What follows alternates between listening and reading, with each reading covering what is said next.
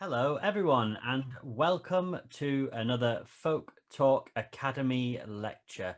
My name is Tom Bestford. I am the Chief Executive of English Folk Expo, and I'm delighted to welcome so many of you here today. If you haven't come across Folk Talk Academy, then it is a comprehensive platform full of lectures, conversations, ideas, essays, and other things that we think people might find interesting for anyone who's building a career in the music industry in any capacity.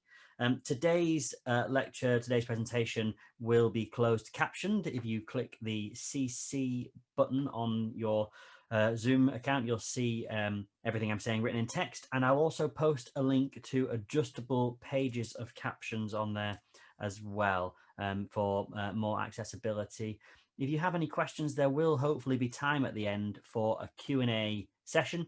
So there is a Q&A function as well. If you're watching this, feel free to put anything you'd like to talk to Sam about in the Q&A function, and we'll try our best to come to that at the end.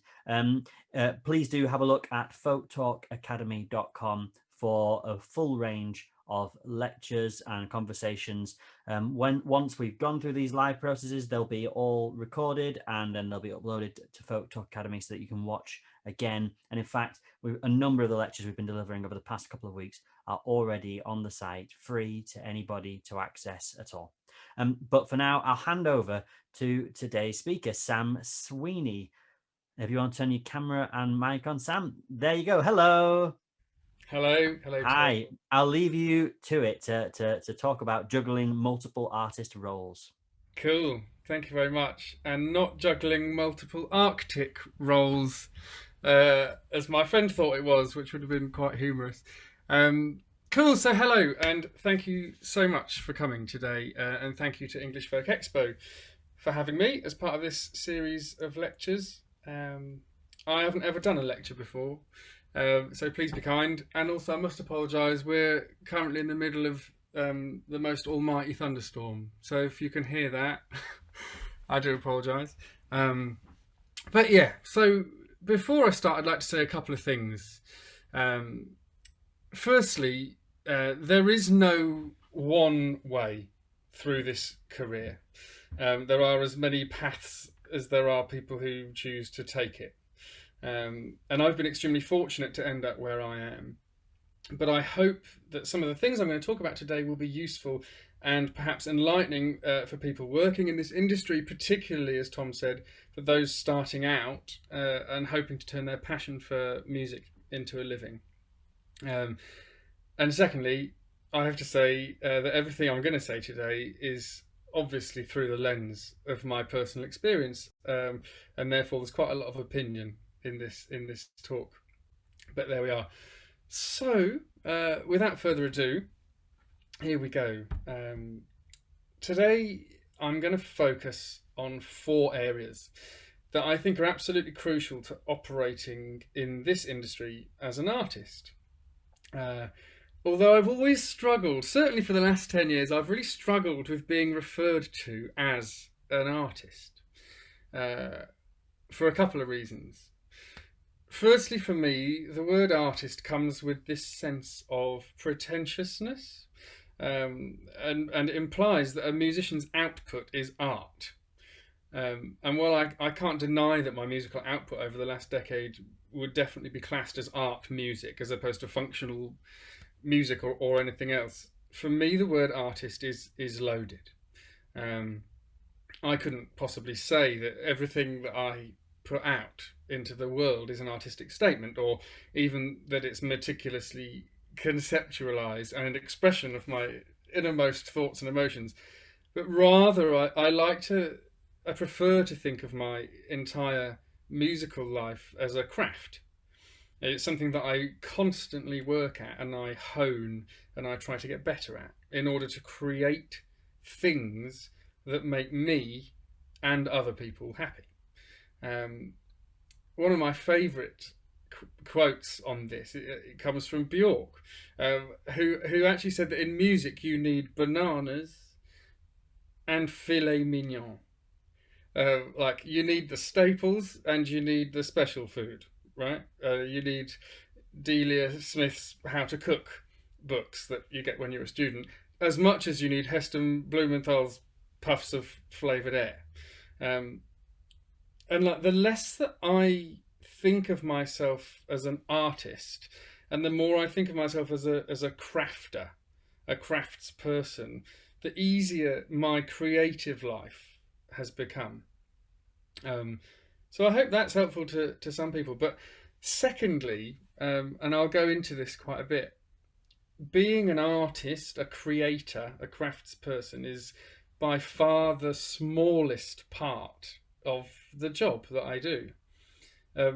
I don't know if it was ever the case that in days gone by, but the reality of doing this job today is having a portfolio existence, lots of strings to your bow, not constantly creating, but actually recording other people's music or doing administration tasks or hour upon hour of emails and phone calls and driving, planning sessions and teaching and self-management and networking and calendar wrangling and indeed writing lectures, and the list goes on. So it's juggling all of these things to establish and maintain a career that I'm going to talk about today. So there are 4 areas to my talk. What are they? And I've never done PowerPoint in my life, but I'm going to share my screen with you. There's a little photo, there's my front slide. Yeah, that's me when I was 10, and that's me in Bellahead leaping off a speaker stack. So yeah, the first thing I'm going to talk about in a second is putting yourself in the way of opportunity. Really important. That's the biggest bit, really. The second bit is talking about self-management, how to deal with stress and workload, stuff like that. The third thing I'm going to talk about is mental resilience, which is, again, really important in my job. And finally, a little bit about diversification. Okay, so, sorry, I'm just going to get rid of that and stop sharing for a second. And I'll just go back to my notes. So here we go, putting yourself in the way of opportunity. In preparing for this lecture and looking back at the last 24 years of my life, I'm now 32, so the last 24 years of my life since I picked up a fiddle, alongside a lot of luck and good fortune, by far the most important and influential thing in my musical life has been putting myself in the way of opportunity. In other words, making sure that I am in the right place at the right time so that when an opportunity comes along, I'm there to receive it and assess whether it's worth pursuing, and then be in a place where I can act on it and make it happen. And in order to demonstrate this, I'm going to delve back right into my past, back to being a kid, to just show you how a few opportunities in my early years shaped and continue to shape my life now. So for the next 15 minutes or so, I'm going to talk about my history, and by doing so, I'm going to hopefully demonstrate a really important point, albeit in perhaps a slightly crude way. And some of you may know a lot of this stuff, but it is relevant, I promise. And I hope that in the next 15 minutes, you'll be able to see how literally, I think, every single aspect of my career to date is interlinked somehow. And to quote Dirk Gently's holistic detective agency, the interconnectedness of all things, the fundamental interconnectedness of all things. I loved that series. I thought it was brilliant. So here we go. I'm going to start when I was 6, and I'm going to rattle through my life. And then I've got a graphic to show you. So I started a fiddle when I was 6. And I wanted to play because my best friend at primary school played the fiddle, and she had a little quarter-size violin with sticky butterflies and stuff on it. And one day after school, her mum taught me how to play Twinkle Twinkle Little Star, and I was off. And I started classical fiddle lessons a few weeks later at school. So, like a lot of people of my generation, my parents were into folk rock. So as a kid, as well as being surrounded by Vivaldi and Handel and the Eagles and ZZ Top, I was constantly being bombarded with bands like Fairport Convention and Steel Ice Band and the Albion Band. And in fact, actually, until I was about 10, this was the only folk music that existed in my life. And it was the fiddle playing of Dave Swarbrick that really got me going, and it was his sort of wild style, coupled with the fact that it was so different to what I was doing at school and so much cooler, I thought, than what I was doing at school, that was so appealing. So I set about learning all of Swarbrick's tunes by ear. And the great thing about learning when you're a kid is that nobody has yet told you learning by ear is difficult, so you just crack on. So with my repertoire of Swarbrick tunes and a few from the book of Jigs, Reels and Hornpipes that lots of people start off with, I had a repertoire, I had a thing, I had a little USP, and I'd dress up as a jester for the Castle Donington May market, and I'd play tunes there, and I'd play at family gatherings and school events and stuff like that. And this was my thing. It was a strange thing that no other young people did. But that all changed when I was 10 years old. So competitions became a big thing. And I know competition in folk music is something that people take issue with, and there are valid reasons for that, of course. But there's no doubt that competitions really impacted my life in a very positive way. And I think I must have taken to the fiddle quite easily, because by the age of 10, I was winning competitions. And I entered the now defunct Wiltshire Young Folk Award on my own, which was a competition for under 21s. And to my enormous surprise, I won, wearing a horrible lime green shirt and playing the King of the Fairies and Drowsy Maggie. But it went really well, and as a result of that competition, I got gigs as a 10-year-old at Chippenham and Trowbridge and Devizes folk festivals. And then I think it was the same year, I then entered another competition, which was the In the Tradition Award in Derby, which was run by my great friend, the late, great Mick Peat. And this was another competition for under 21s, and to my genuine surprise, I won that too. And the same evening, as a 10-year-old, I got to support Kate Rusby, who I have to admit at the time I'd never heard of, because I only knew folk rock stuff, really. Anyway, and so it went on, and I entered the Wiltshire Award the following year, and I won again and got more gigs. And then I went back to the In the Tradition Award the following year as the previous year's winner, and then I met Hannah James, and that was a meeting that would change my life. And at that competition, Mick Peat was such a wonderful man. He encouraged all the young people in the competition to just play tunes together in the foyer of the venue, and I was in my element. Other young people playing tunes. And it was after jamming with Hannah James and my brother, Tom, that my first band was formed, which was called Kerfuffle. Yes, I know, dreadful name, but I was 11, so, you know. So now, at 32 years old, Kerfuffle's music is something that I sort of try my best to forget ever happened, in some ways. But in reality, it was an enormously important time in my life. That was the band, it was the place where, albeit in the public eye, I learned how to make music and how to arrange it, how to source it, perform it, and to sell it. A better start, I think, in this profession, it's really hard to imagine. And we did 5 albums and a load of gigs. And by the time I left secondary school, I'd already played the main stages at Shrewsbury and Sidmouth and Towersey and Cropredy festivals, to name a few. And I actually made money as well, whilst having the time of my life. So that's one strand, which you'll see on my graphic in a second. It's sort of competitions and meeting Hannah and Kerfuffle and stuff like that. But I've missed out another strand, a really crucial part of my teenage years, which had another amazing effect on my life. And this is the wonderful institution of the folk scene in the 90s and noughties, which was Folkworks summer schools. I went between the ages of 12 and 17, learning from the best professional folk musicians in the world. Catherine Tickell, Peter Tickell, Sturla Ida, Harold Howgard, Pete Cooper, Rodney Miller, Chris Wood, another meeting that would change my life, and then John Bowden. And I'll come to this in a minute. But as a 12, 13, 14, 15-year-old, I met musicians of my age, similar age, like Sarah Hayes and Ian Stevenson and Sarah Jones. And at the time, Folkworks was setting up something called Folkestra North, which was an ensemble run by Catherine Tickell for kids from the Northeast, which I wasn't. I was from the East Midlands. And Sarah Jones and Sarah Hayes and Ian Stevenson were all a part of that ensemble. And so we did some gigs and we played for the Queen and we made a funny little CD and stuff. But these contacts I made as a 12, 13, 14-year-old are still in my life today. So Sarah Jones is the programme manager of the National Youth Folk Ensemble.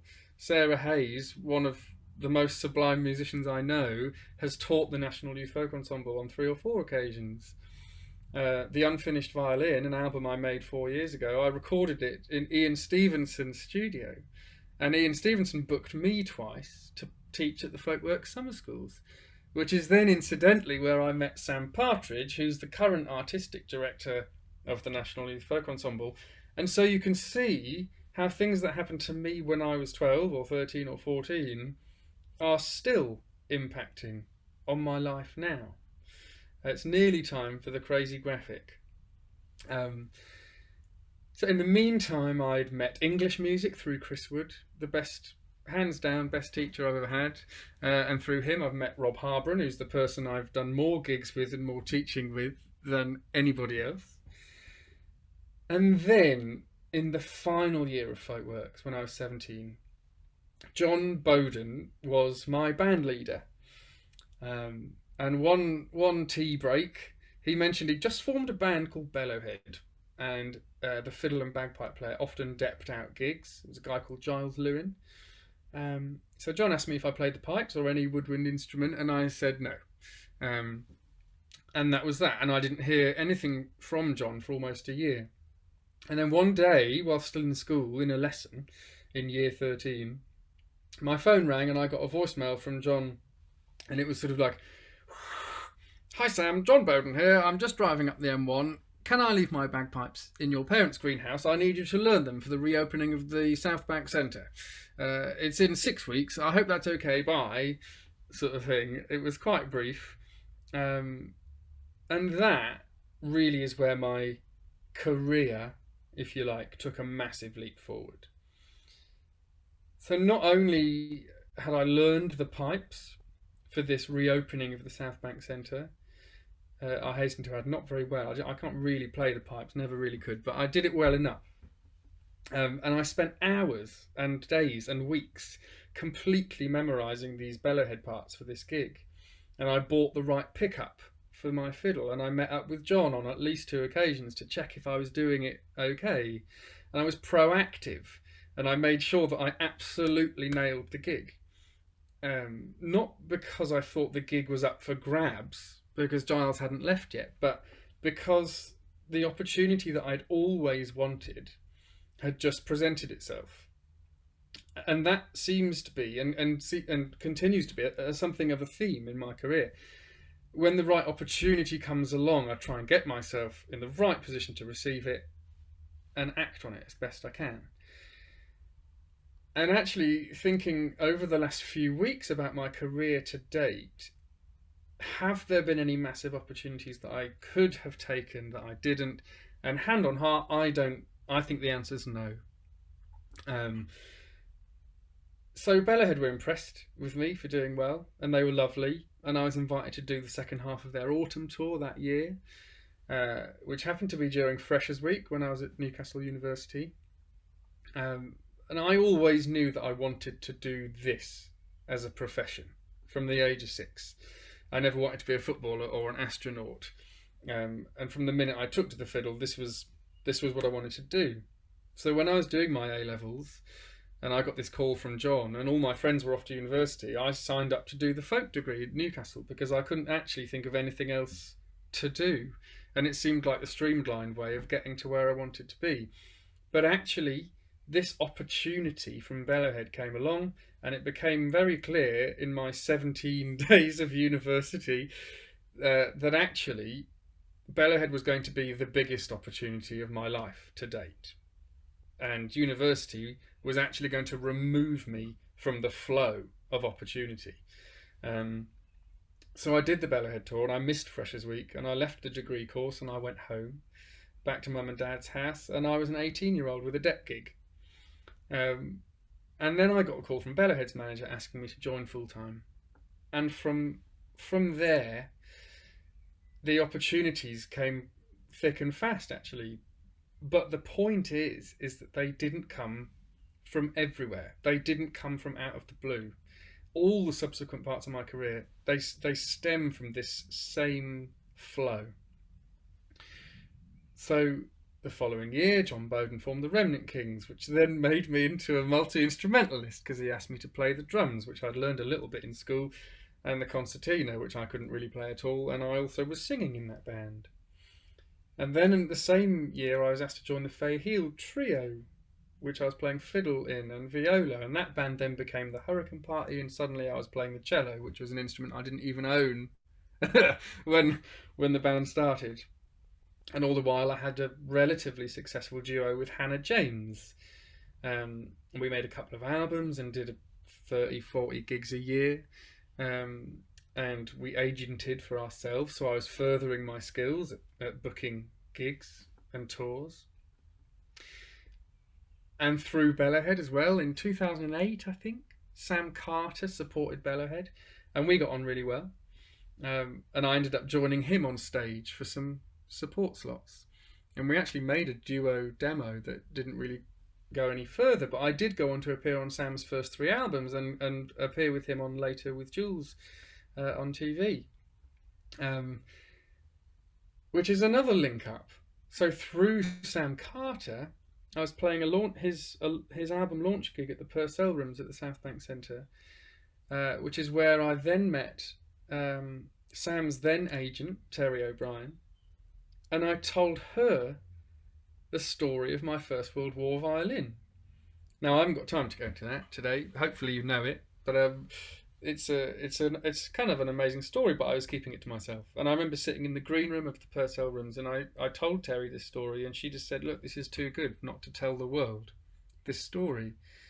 And I'd never wanted to work on anything with my name on it. It was too much. But she helped me with an Arts Council application, and we were successful, and we got funding to make that show a reality with Paul Sartin from Bellahead and Rob Harbron, who I've already mentioned, and Hugh Lupton. And in many ways it was that show, Made in the Great War, that made Sam Sweeney a name that people knew, I guess. And I am definitely still riding that wave. You know, people ask me at gigs, is that the fiddle? And that show, amongst other things, led to me winning the Musician of the Year award at the BBC Folk Awards in 2015. So, last couple of bits really. Through Faye's band, I met Andy Cutting, and Rob Harbron was in that band as well. And Andy was someone I'd adored the music of for years, and we got to play a few tunes every night in Faye's band. So Leverett was formed because we loved doing it, and nobody else was doing what Leverett wanted to do. And then Faye put the Full English together, and I met Ben Nichols among other people, and I'm now in 3 bands with Ben Nichols.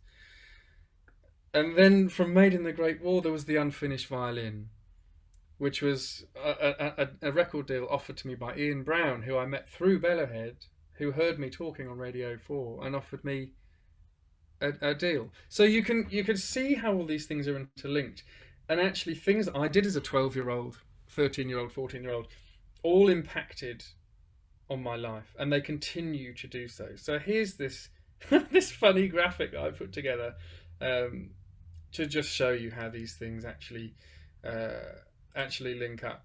So let me just share my screen again. So here you go. This is just I've just spoken through this, but you'll see. So from picking up the fiddle at the top, having my repertoire of Dave Swarbrick tunes, who I then went on to meet, competitions, solo gigs, Hannah James and Kerfuffle. I then went on to meet Andy Bell, who's a huge presence in my life. through them. Folkwork Summer School, I met John Bowden and Chris Wood. Through Bowden, Bellowhead happened, Faye happened, the Remnant Kings happened. Through Bellowhead, Sam Carter happened. I met Roger Claridge, where I got the First World War fiddle. Then Made in the Great War happened. Musician of the Year. I also met Ian Brown through Bellowhead, and the Unfinished Violin happened. And so it goes. Through Faye, there's the Full English. There's Ben Nichols. Through Chris Wood, Rob Harbron and the English Acoustic Collective. Through Rob, Andy Cutting, Leverett, and so on. Focustra North, the ensemble for kids in the Northeast. I met Sarah Hayes, Ian Stevenson, and Sarah Jones. Sarah Jones now runs the National Youth Folk Ensemble. And so it goes. These are all things. Louis Campbell was in the National Youth Folk Ensemble on the right there. He's now in my band. Unearth Repeat is the record with Louis on it, which is on Hudson Records. Anyway, hopefully in a couple of clicks time, you'll just see how all of these things interlink. And the cool thing is, I mean, you can look at it for a few seconds, but if you watch this back, maybe you can pause this slide and just have a little look. How all of those things, the top three, the competitions, the Folkwork Summer School and the Focustra North, all when I was 10, 11, 12, have all led to the things that I'm still doing as a 32-year-old. So, to sum up this little bit, I've got a couple of bullet points here. I met most of the people I work with today when I was under 18, right? Opportunities tend not to come out of the blue. If you do something well, people will notice and more opportunities will come. Opportunity breeds opportunity. I think it's really important to realise that no single thing, no one thing will make a career unless you're extraordinarily lucky. But this career trajectory is a slow build. If, like me, networking scares you, actually do what I just did and make a list of all the people you know through the things that you've done. And actually you'll probably have quite an impressive list, and then draw little arrows between them. And you may find actually that your network is already bigger than you think it is. And of course, above all, be a good egg. Nobody will work with you if you're a knob. It's totally true. A lot of the time in this job, you're hanging around. There's a lot of hanging out with other people in this job. Ditch the ego. There's no room for it in this job, really. So there we go. Let me just close that and stop sharing my screen. Cool. So that's the end of putting yourself in the way of opportunity, and that's the longest bit of my talk.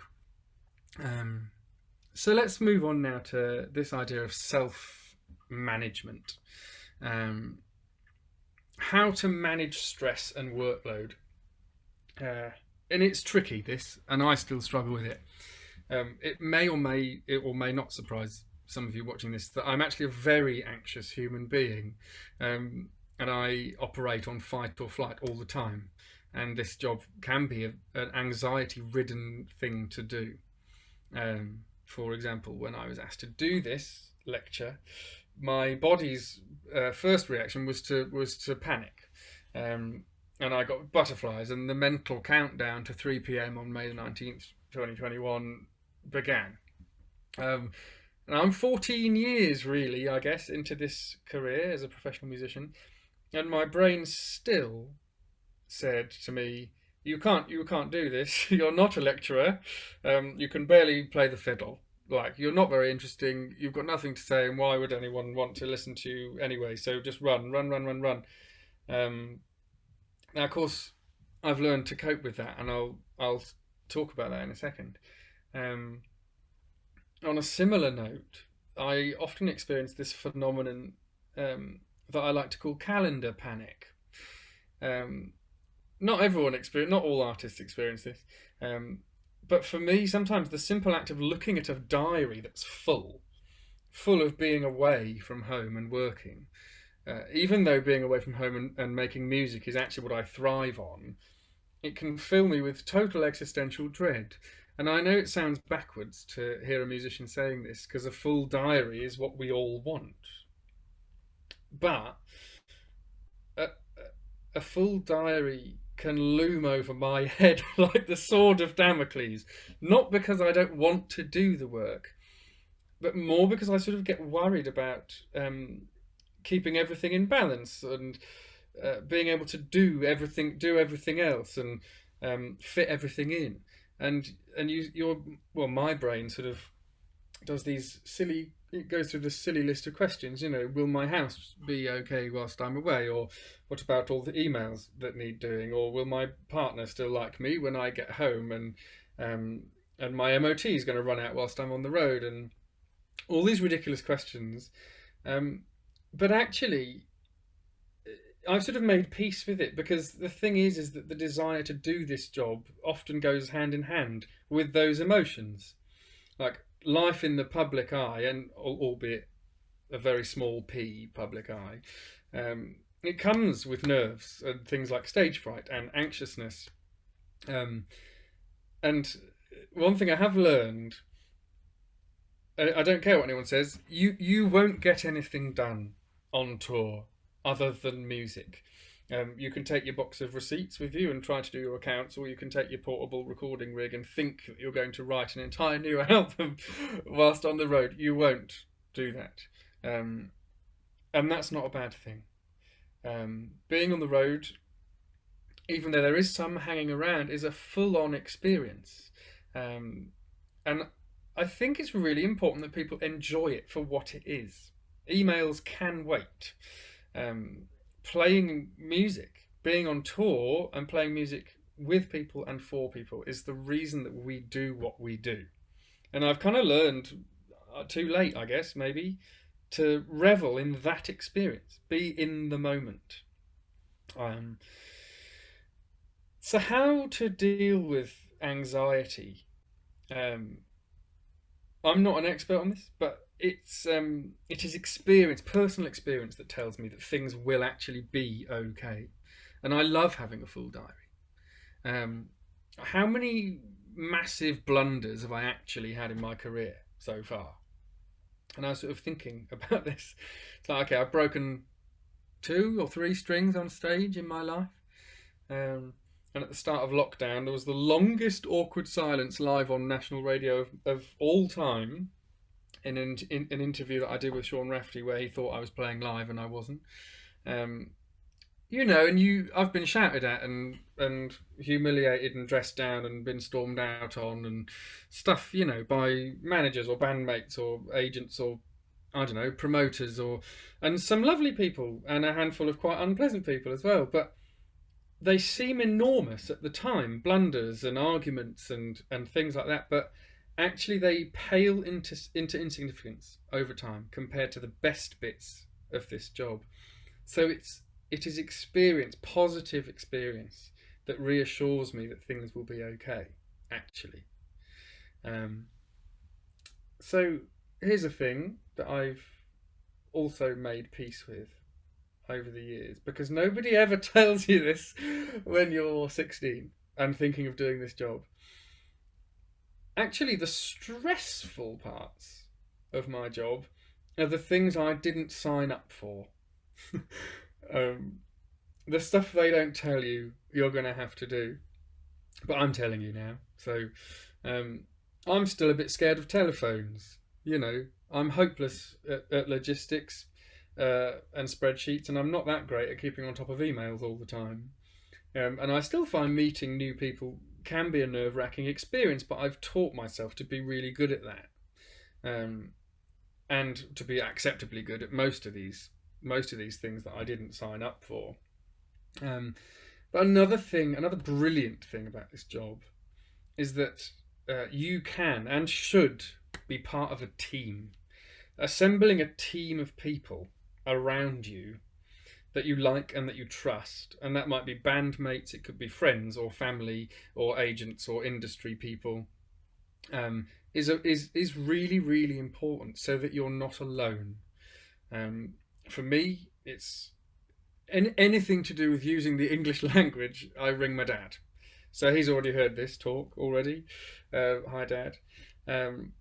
If I need to offload something, I'll phone my friend or binge to my girlfriend, neither of whom have anything to do with the music industry at all. being in a team is crucial, and delegating tasks in bands or within your team is totally crucial. Um, for example, in Leverett, um, what I'm good at is finding repertoire, having good ideas, I think, and booking hotels, the really easy stuff. But Rob Harbour, and he's brilliant at finances, spreadsheets, and logistics, all the really important things. So he does that. Andy Cutting drives us around Germany, and he plays the diatonic button accordion better than anybody else in the world. So I think that's enough.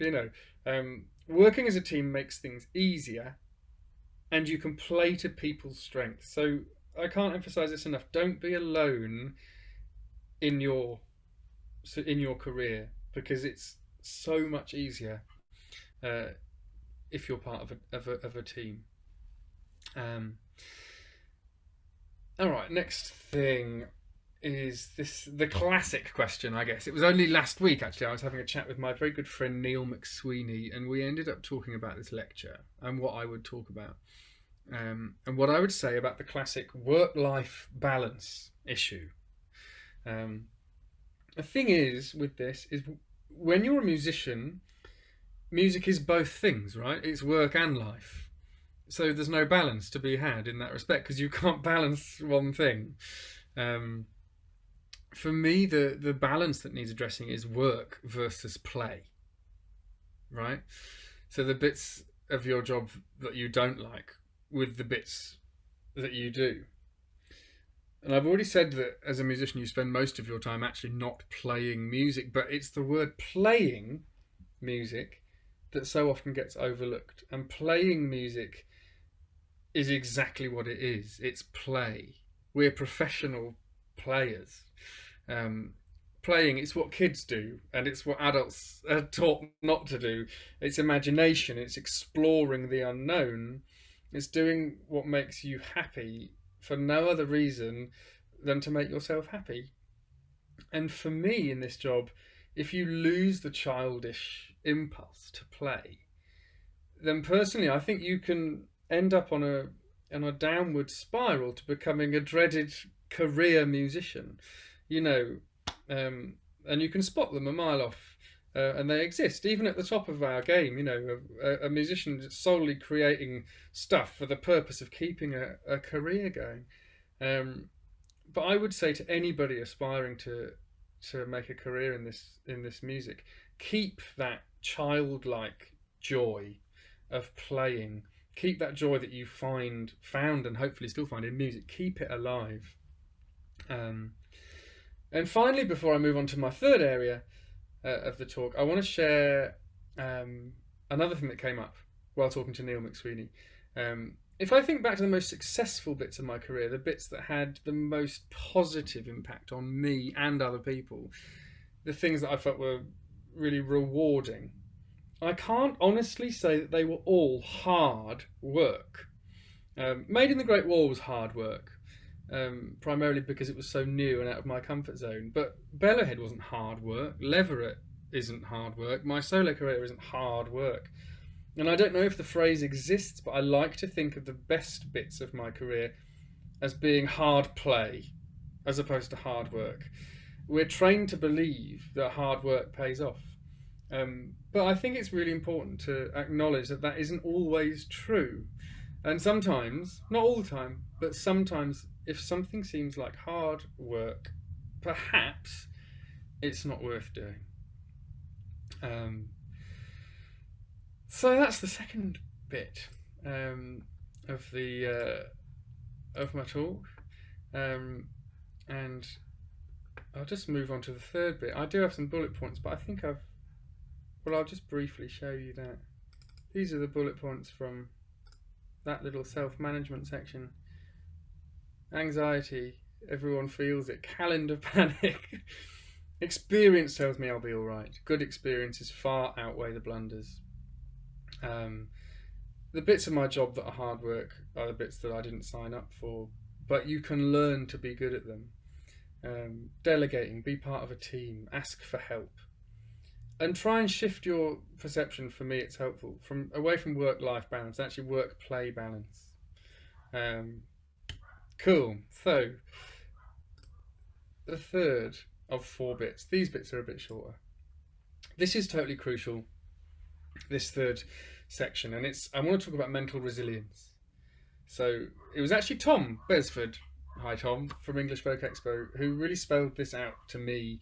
And it was something that I was aware of, but I'd never really given much conscious thought to. And that's the issue of mental resilience. I should make it clear that I'm not talking about mental health issues. I'm not an expert on it, and very fortunately, I've sort of never suffered from serious mental health issues. But attending training sessions on mental health in the performing arts has highlighted some stuff for me.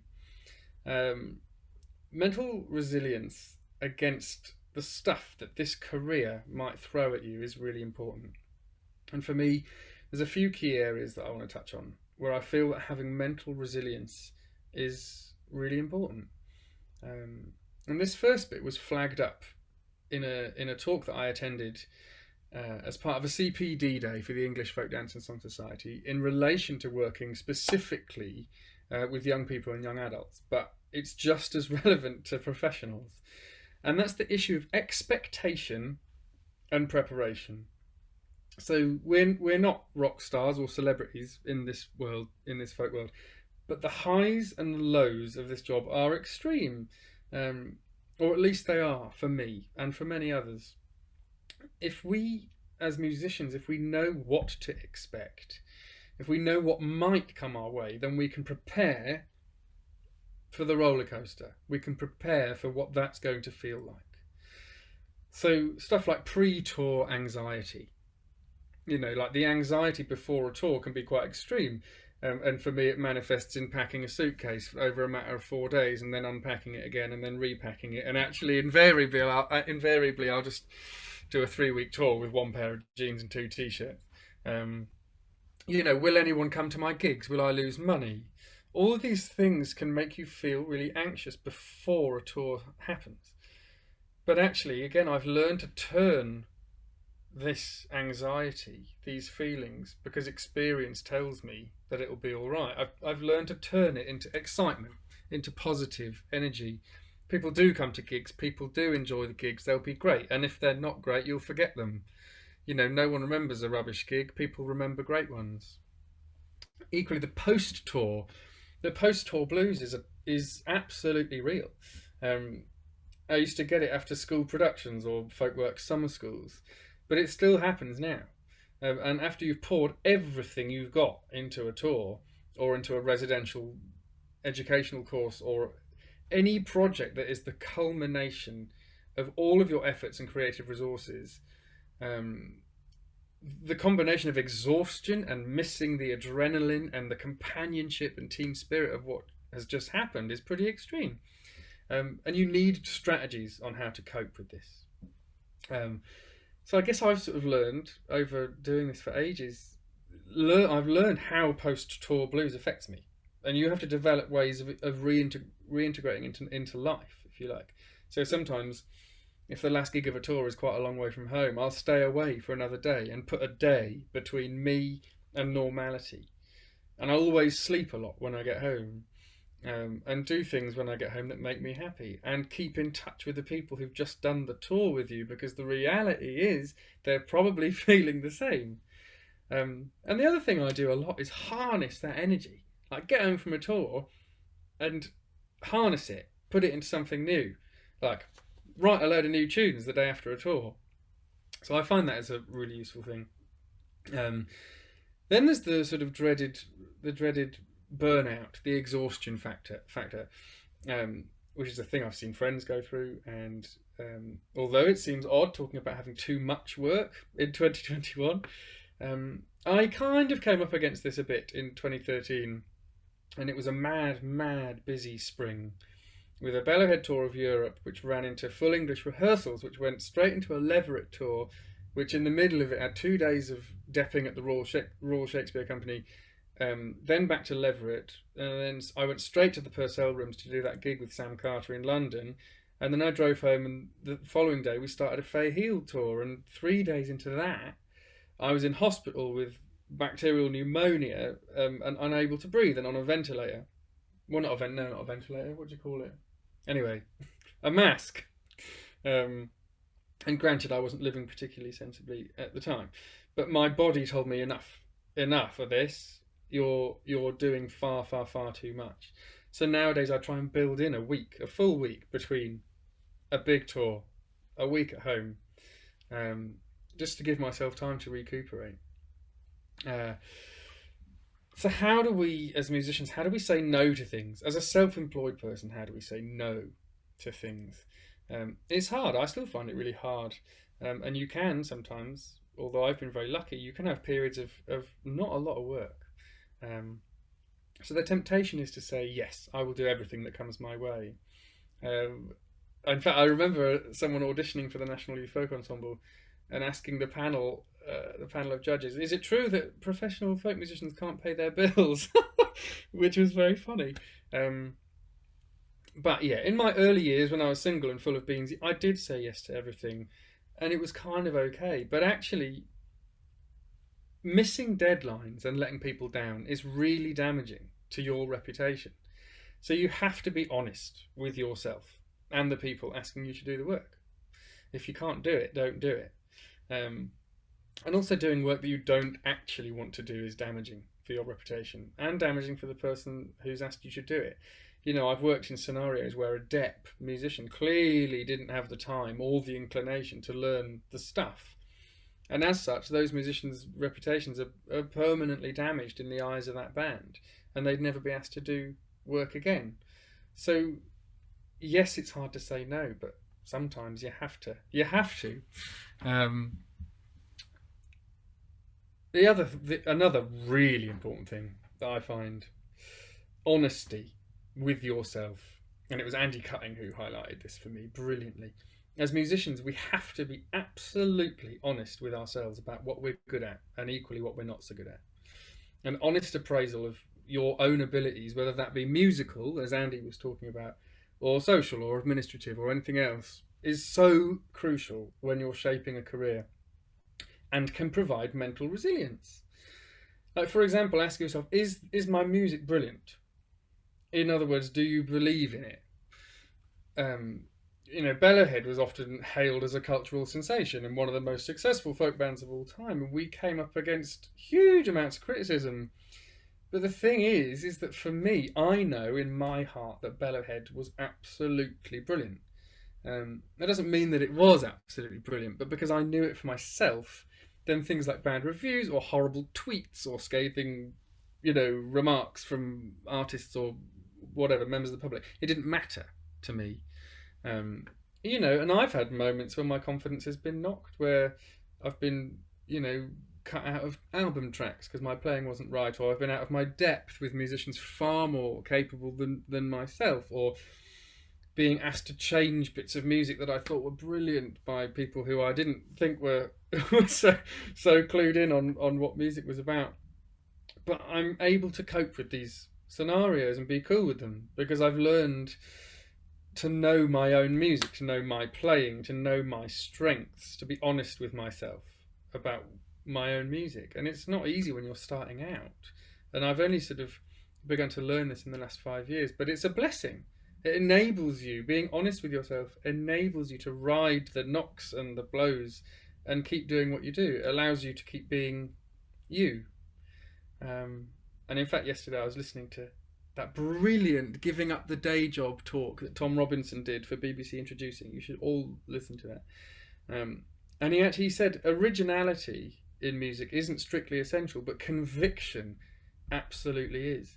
And you only have to look at who's succeeding and has been succeeding in our scene for a long time to see that that's absolutely true. Conviction enables you to weather a storm. And conviction for me comes from being honest with myself. I've also realised I'm sort of running out of time, so I'm going to skip a few bits of this talk. But here's a thing that I get asked quite a lot by young musicians: will a career in music ruin my hobby? And for me, this is totally crucial, and I say this to a lot of aspiring musicians. And this is something that Jack Rutter talks about. It's the importance of tummy music, right? Music that is your soul life enriching music. It's the reason you love it. If you have some music in your life that is your tummy music, the stuff that makes your tummy fizz, you can do other stuff as well. The other stuff that you do that isn't your tummy music, not it goes from not just being tolerable, but to actually becoming great fun. And for me, I'm lucky that I get to have sessions when there isn't a global pandemic with Rob Harbour and Miranda Rutter, who live where I live, and that's my soul music. So then recording some wretched piece of music that I don't really like but do get paid for is suddenly totally cool, because that evening I know I'm going to go and have the most musical, wonderful time with my friends. So I think it's really important to have at least one thing in your musical career that you absolutely adore, and it makes other things a lot better. Yeah, and I'm going to skip these 3 points, but I've got just 2 more things to say here.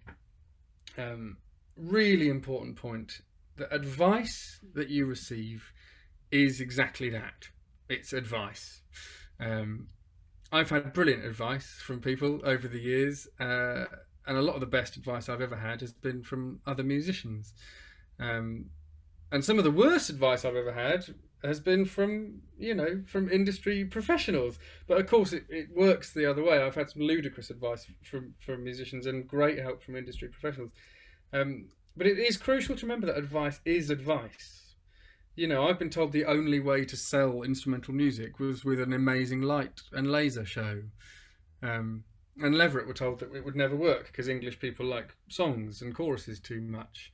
And I've been even told that I should be incorporating Beatles covers into my gig to increase my audience. And I think that knowing yourself, being honest with yourself, helps you to realise that actually there's no black and white in this industry, and advice is only advice.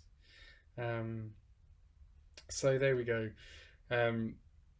This just leads me into a little rounding up paragraph. And I know I've overrun. I do apologise, but there might be time for a few questions. The idea of diversification, okay, and the term portfolio career is a tricky thing for me. It conjures up images of careers nights at school, and it kind of has the stigma of being the thing that people who don't quite know what to do in life, they do that. They have a portfolio career. But actually, for me, the variety that comes with this job is by far the best thing about it. For most people, it's not viable to do one thing. And to sustain a career in music, you either have to be one of the fortunate few who does one thing, or you take the fun path, the more enriching path of doing a lot of different things. So as I did say earlier on, I think being a musician it's not something you can turn on and off. Not in my experience. It's not even a lifestyle. It's just life. It's as much a part of your life whether you're washing up or whether you're on stage. So every strand of my career is actually just part of the same pie. So in this COVID-19 era, in the last 15 months, I've just basically shifted the balance from mostly gigging to other things, to other slices of the pie. So instead of having literally no work and no income when gigs stopped altogether, I was able to shift that balance. The biggest bit, gigging, had gone, but all of a sudden, remote recording became a really big deal. So I did a number of sessions from home for singer-songwriters. And I did a silly series of pop cover videos with Jen Butterworth and Rob Harbour, and I learned how to edit videos. And we made decent money from that, from a tip jar. And I've taught workshops online, on Zoom, in places that I couldn't ever travel to, like America, because I don't get on planes. No overheads means more profit. I've had time to teach privately. I've set up a Patreon page for fiddle players, which provides a steady trickle of income each month.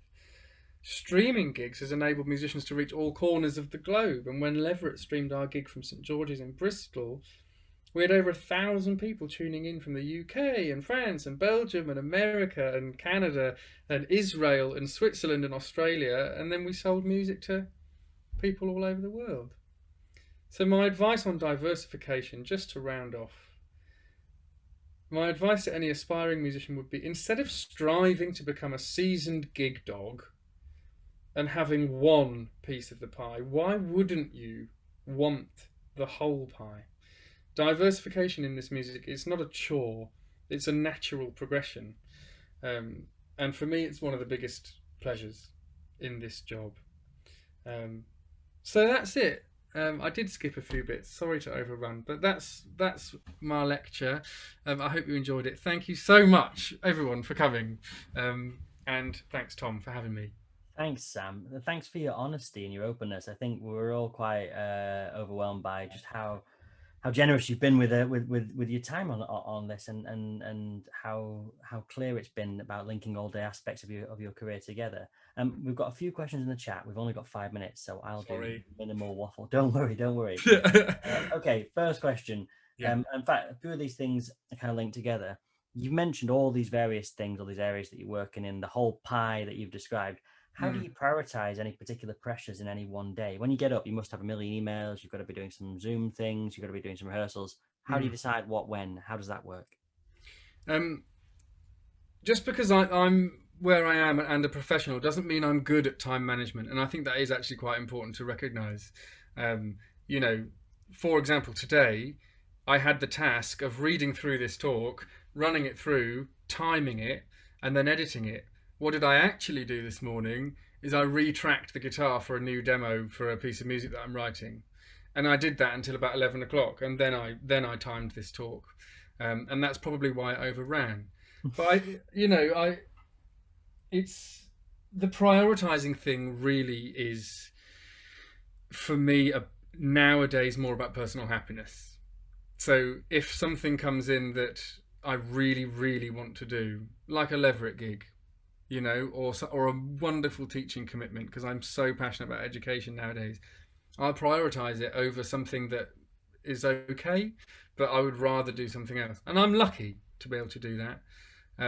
Nowadays, I tend to try to prioritize the things that I adore. And I know that's maybe not a fantastic answer, but yeah, I think it's that, really.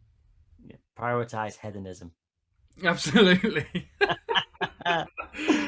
Yeah. Okay, we've got a kind of a fun question in the Q&A here, possibly one to round off, and we've only got a couple of minutes. Apart from a pair of jeans and a couple of t-shirts, what are your must-pack items to go on tour with? Oh God. Oh, that's do I ever take anything fun or interesting? No. I take a giggle ball. Giggle ball was a game that we invented with the tutors of the National Youth Folk Ensemble, and I tend to take my giggle ball on tour wherever I go. It's just a stupid soft ball thing that we lob around in dressing rooms. I take that on tour a lot. In fact, I left it in France by accident once, but I've got it back now. So yeah, giggle ball. Well, on that insightful note, I was looking at my notes I've made here, and top of the page in big letters, "Don't be a knob." I think yeah, don't be a knob.